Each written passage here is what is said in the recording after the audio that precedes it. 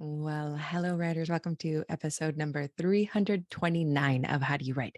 I'm Rachel Herron, and I'm so pleased that you are here with me today on this mini episode that I am honored and privileged to bring to you via my patrons at the $5 and up level over at patreon.com/Rachel, where I offer a bunch of other cool things for writers.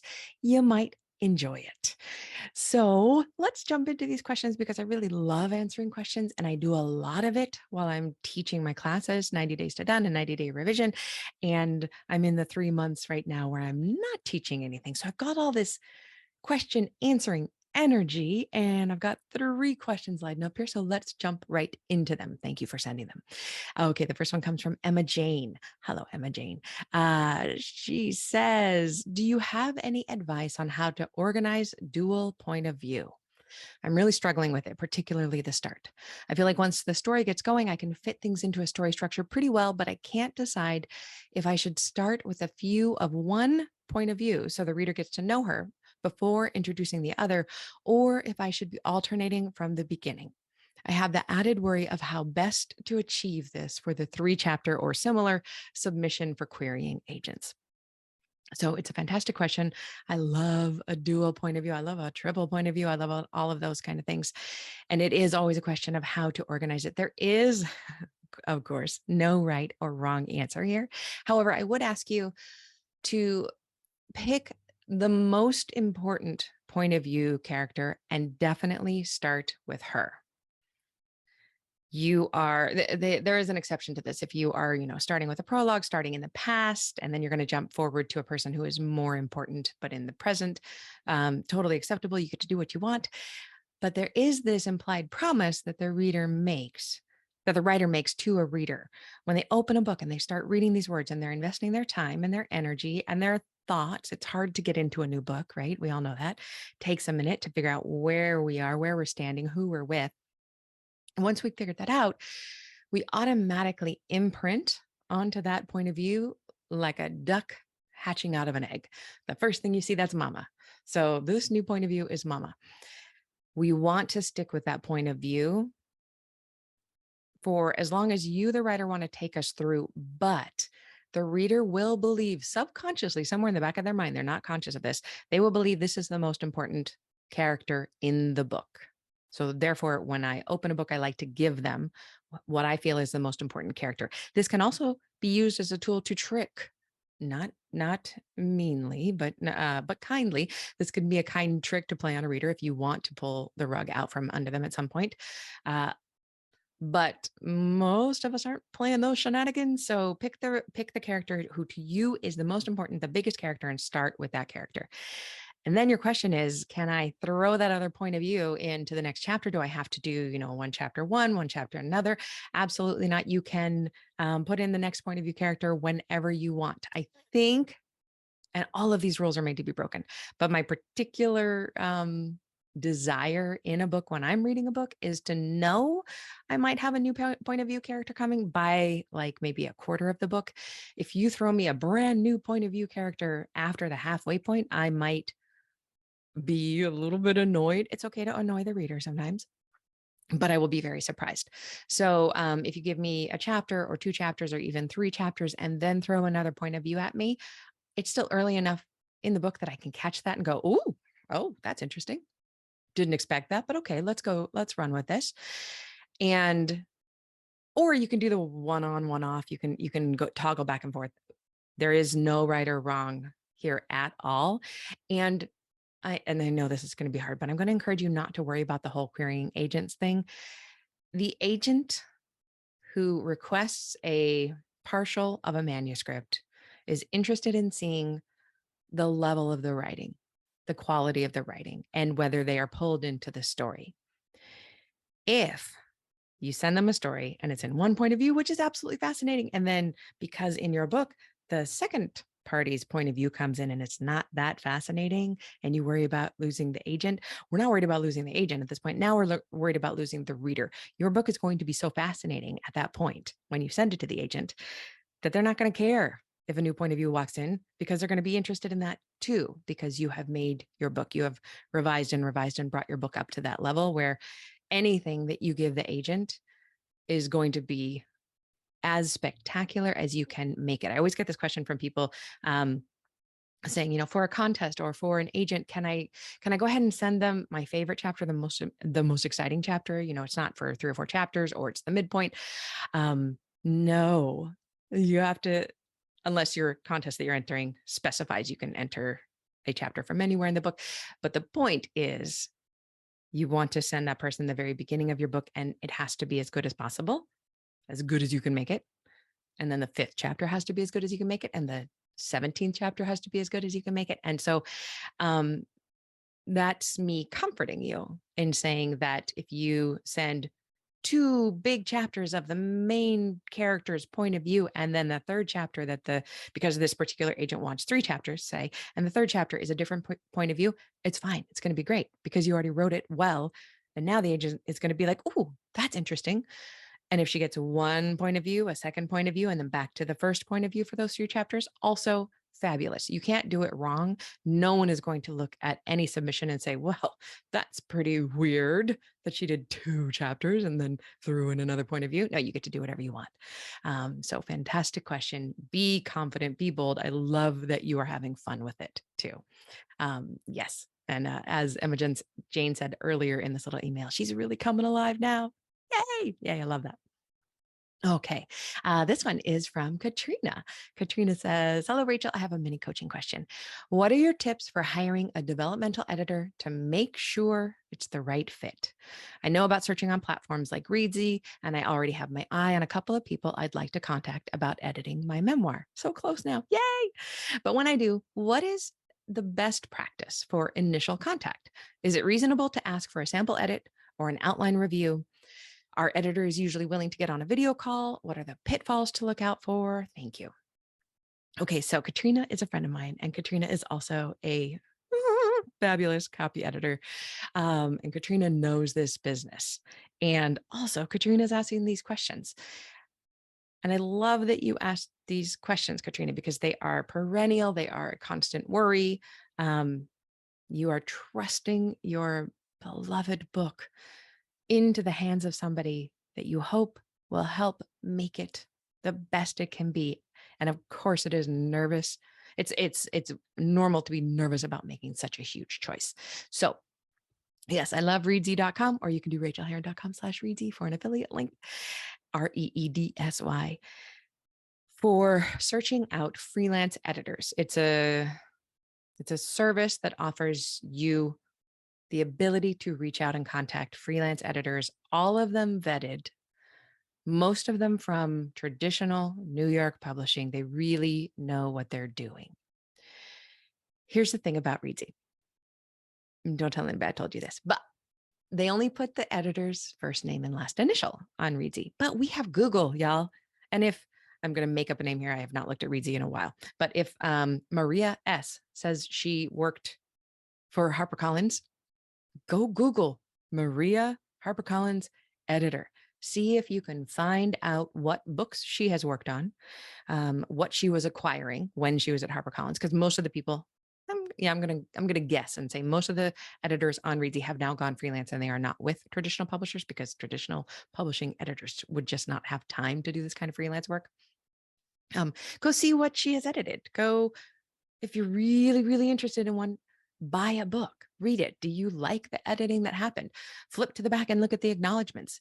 Does the writer say, thanks to my editor, Maria S? Or do they say, Maria S, you saved my life over and over again. You are the reason this book is as strong as it is. I loved working with you. Woo, that's a really good push for Maria S. So use some Google, use some digging around.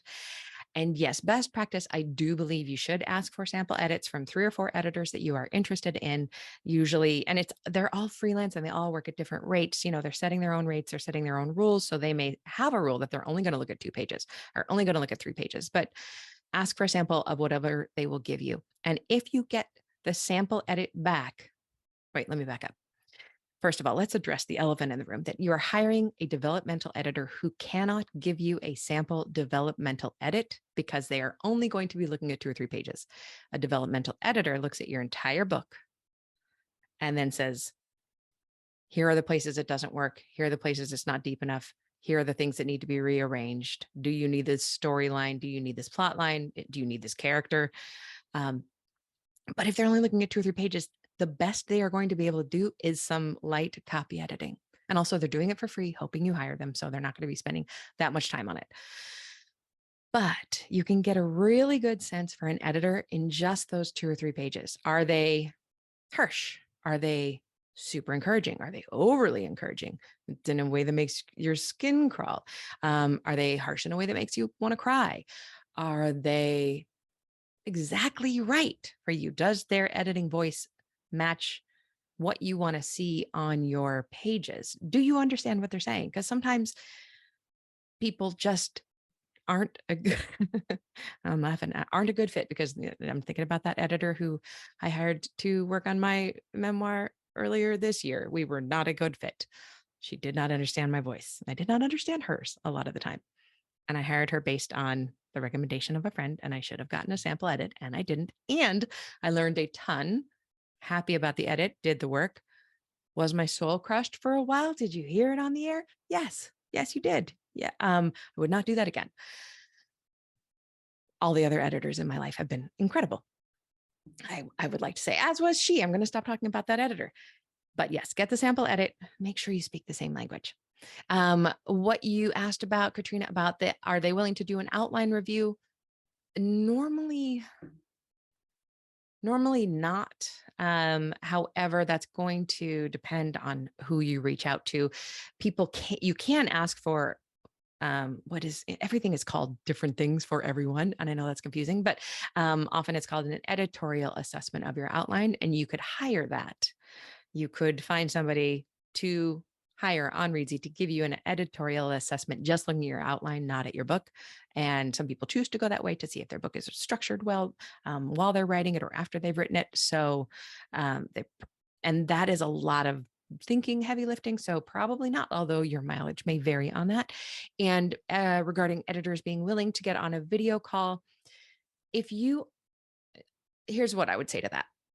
Not all editors will be willing to do this because it is time out of their busy day. You can ask to pay them to have a video call with you if you would like to, or if you are at that last stage, like you've gone through the 4 or 5 editors that you really love, you've gotten a quote from Maria S. You loved her sample edit, and you say, I'd love to have a really quick 5 to 10 minute chat with you. And then I want to move forward with this. Absolutely feel free to do that, to make sure that you speak the same heart language while you're face to face. But I wouldn't do that for 4 or 5 editors. People just don't have the time for that. Of course, some editors may be willing to do that. So, and then what are the pitfalls to look out for that you ask? Somebody who is too short, somebody who feels comfortable being rude in email or on your pages. Hard no. Hard absolutely not. Somebody who does not respond to your emails in a timely manner. Again, giggling because I cannot respond to a damn email in a timely manner. But I'm also not trying to get writers as clients. As an editor, they should be responding to you within a couple of days, within, I would say, 3 or 4 days. If you hear from them 10 days later with no explanation, that's not that professional. And that is the way that they're going to act when they are working with you. Keeping in mind, of course, you haven't paid them anything, so they don't owe you anything yet. But yeah, use your gut, use your intuition on those kind of things.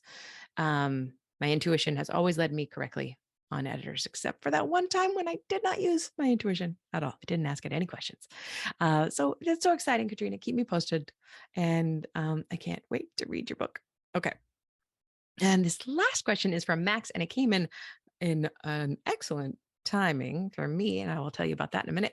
But the question is very simple. If I end up getting a traditional publishing deal, parentheses, I know, but a guy can dream, what kind of marketing will they expect me to do?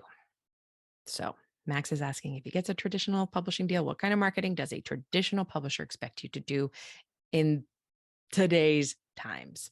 Okay, so I'm going to back up a little bit and just talk for a second about what a traditional publisher will do for you if you are offered a deal with a traditional publisher, usually almost always through an agent. What they do in terms of marketing and promotion publicity is they will, one of the most important things they do is they send your book out to trade reviewers. So Library Journal, Kirkus. Oh, why am I going blank on all of them? Publishers Marketplace. Those reviews will then affect buyers in independent bookstores. And nowadays, Barnes and Noble, now that their buyers are able to buy what they want and place what they want on the tables in their store where they want them to go. So those trade reviews are really, really important for sales and for discoverability in terms of physical bookstores. So your marketing team, actually, I think it's your publicity team, would send out your review copies, the ARCs, advanced reader copies, to those trade review sites in order to get you those reviews. You cannot, you can buy a Kirkus review, but you can't buy any of the others, I think. Might be wrong, but most of them have to be submitted by a traditional publisher. So they do that. They also get your book in front of bookstagrammers with big accounts, influencers. They also nowadays are getting you in front of book talkers if they can get access to those book talkers, the influencers in that sphere. There might be possibly some ad spend depending on how much they paid for you. If they paid you $1 million for your book, they're going to be putting some money into advertising, probably Facebook and Amazon advertising. If they paid $20,000, $30,000, $50,000, they might put a very little amount into ad spend. But here's the truth. Traditional publishers don't know how to make ads sell books any better than anyone else does. They would love to know if they did, all their books would be bestsellers, and they would do that via ads, and they don't. So generally, each book gets a set amount of money for the ad spend. They will not tell you how much they're spending. They will tell you if they are doing it. And that is what traditional publishers do for you. So in terms of marketing, what falls to you then, if you are a traditionally published author, is you should have a newsletter. You should have a way of catching readers. So if they read your book, love your book, Google you, they will find your webpage and sign up for your newsletter. And it does happen organically. People really do this. They really go to authors they like and they sign up for the newsletter so they won't miss the next book. So please, at the very bare minimum, have a website where you can collect email addresses for a newsletter so you can let them know about the next book. It used to be that traditional publishers expected you to use Facebook. I mean, that was the one thing you could not get out of, and believe me, I tried. But nowadays, as Facebook is starting to circle the drain in many different ways, they're not going to push it as hard. If you hate Facebook with every fiber of your being, you could push back and say, please, I am not going to do that.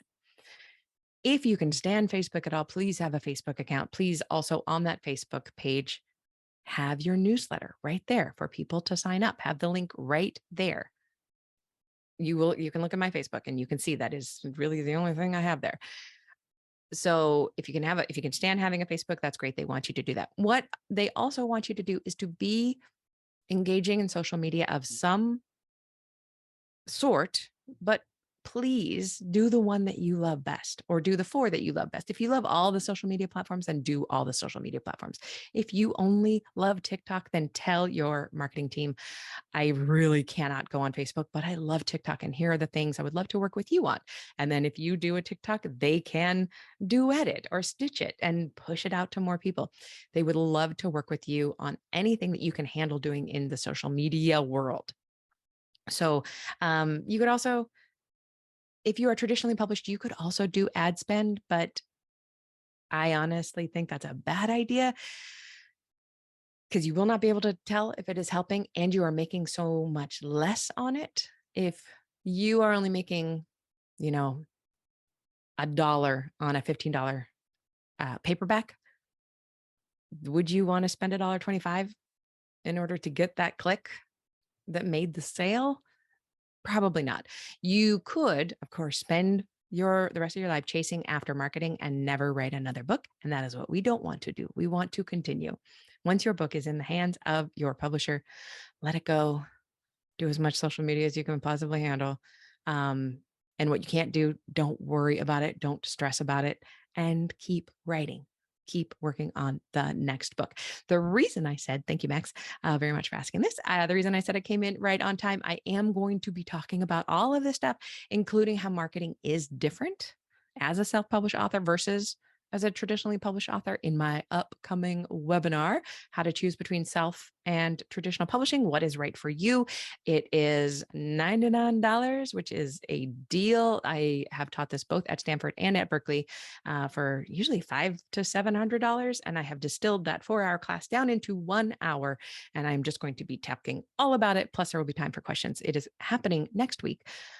If you listen to this podcast on time, there's no on time. If you listen to it soon, I should say, it is happening on November 17th at 11 a.m. Pacific time, 2 p.m. Eastern time. Again, November 17th, 2022, 11 a.m. Pacific, 2 p.m. Eastern. And the replay will be sent to you if you can't attend live. So if this kind of chatter about publishing, traditional versus self or indie, is interesting to you at all, go grab your spot in the class. It's a live class. You can get it at rachelherron.com/publish. rachelherron.com/publish. So thank you all for being here. Thank you for listening to the questions. I love answering questions. And if you want to send me some through the Patreon, I would love that too. Thank you for being here. I hope that you are getting some of your own writing done, and please tell me about it. I love to hear about it. I really am at all of the social media places except for Facebook. If you can send me something there. I exist there, but I will never see it probably. So feel free to send me something on Instagram or TikTok. And what's that other one? Oh, Twitter. Yeah, Twitter. Not really there anymore right now either, although all of the Elon Musk stuff is pretty funny, I think. I did not know that my hair was sticking up this badly on the video. So if you have been watching on YouTube, hope you've been enjoying that the wild hair. And speaking of wild hairs, I'm glad you're here. I'm glad you're writing. Keep writing. And I'll talk to you soon. Thanks, everybody.